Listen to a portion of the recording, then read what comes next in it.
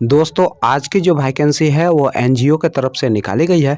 दोस्तों एनजीओ का नाम बताने से पहले आप लोगों से एक छोटा सा रिक्वेस्ट है कि आप लोग इस वीडियो को पूरा देखिए, क्योंकि आज के इस वीडियो में हम आपको एनजीओ के तरफ से निकाली गई सारी वैकेंसी के बारे में बताएंगे।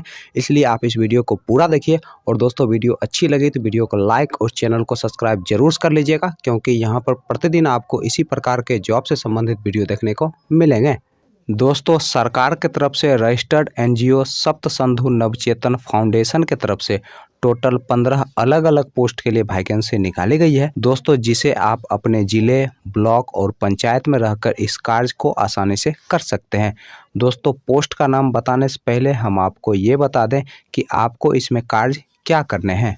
दोस्तों आपके अपने वार्ड, ग्राम पंचायत, प्रखंड और जिला स्तर पर आपके क्षेत्र में शिक्षा, स्वास्थ्य व स्वच्छता में सुधार लाने व आपके समाज को सशक्त बनाने जैसे सामाजिक क्षेत्र में कार्य को करने हैं। और दोस्तों अगर आप और अधिक जानकारी प्राप्त करना चाहते हैं इस एनजीओ के बारे में, तो आप इसके ऑफिशियल वेबसाइट से इसके बारे में और अधिक जानकारी प्राप्त कर सकते हैं। चलिए दोस्तों अब हम आपको ये बता दें कि कौन कौन से पोस्ट के लिए वैकेंसी निकाली गई है और कौन कौन से लोग इसके लिए अप्लाई कर सकते हैं। दोस्तों इस एनजीओ की तरफ से कुल 15 अलग अलग पोस्ट के लिए वैकेंसी निकाली गई है। दोस्तों पहला जो पोस्ट है वह है आपका चपरासी का, और इस पोस्ट के लिए जो क्वालिफिकेशन रखा गया है वो आपका 10th पास रखा गया है। और इस पोस्ट के लिए जो आपको सैलरी दिया जाएगा वो आपको 5,000 रुपये प्रति माह सैलरी दिया जाएगा। और इसमें जो आपका सिलेक्शन होगा वो इंटरव्यू के आधार पर आपका सिलेक्शन किया जाएगा।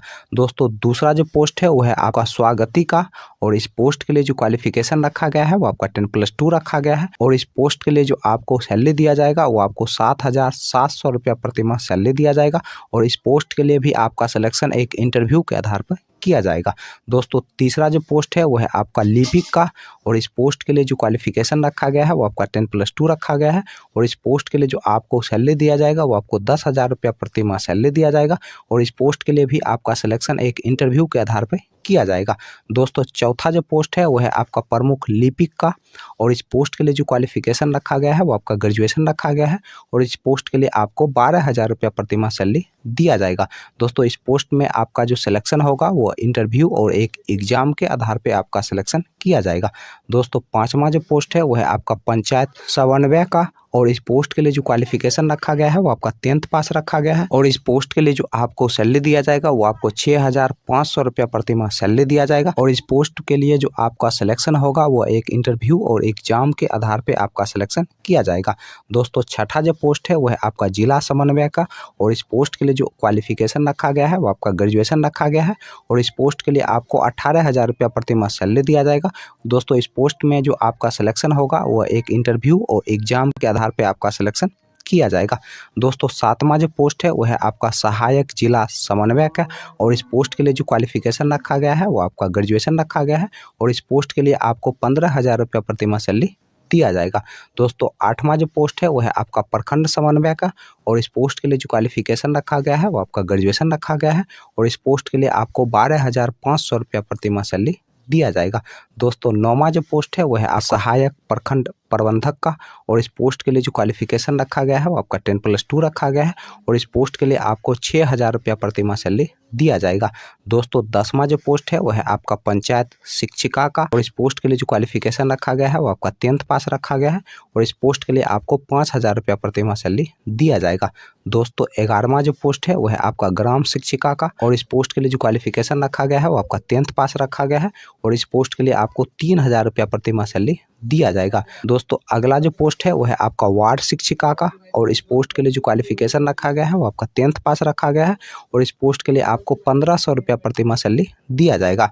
दोस्तों अगला जो पोस्ट है वो है आपका प्रशिक्षक का, और इस पोस्ट के लिए जो क्वालिफिकेशन रखा गया है वो आपका ग्रेजुएशन रखा गया है। यानी कि अगर आप साइंस से ग्रेजुएशन किए हैं तो आप इस पोस्ट के लिए अप्लाई कर सकते हैं। इस पोस्ट के लिए जो आपको सैलरी दिया जाएगा वो आपको 14,000 रुपया प्रति माह सैलरी दिया जाएगा।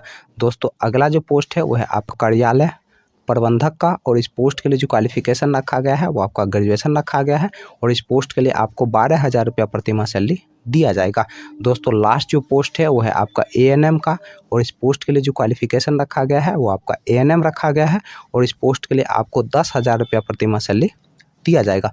तो दोस्तों आप अपने हिसाब से इस पोस्ट के लिए आसानी से अप्लाई कर सकते हैं। दोस्तों इस पोस्ट के बारे में और अधिक जानकारी प्राप्त करने के लिए आप इसके ऑफिशियल वेबसाइट से इसके बारे में जानकारी प्राप्त कर सकते हैं, या फिर आप इसके ऑफिस में जाकर इसके बारे में जानकारी प्राप्त कर सकते हैं, या फिर जो मोबाइल नंबर दिया गया है आप इस मोबाइल नंबर के जरिए इसके बारे में जानकारी प्राप्त कर सकते हैं।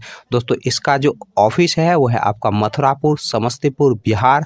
और दोस्तों यहाँ पर कॉन्टैक्ट नंबर भी दिया गया है, तो आप इसके ऑफिस के जरिए या फिर कॉन्टैक्ट नंबर के जरिए इसके बारे में और अधिक जानकारी प्राप्त कर सकते हैं।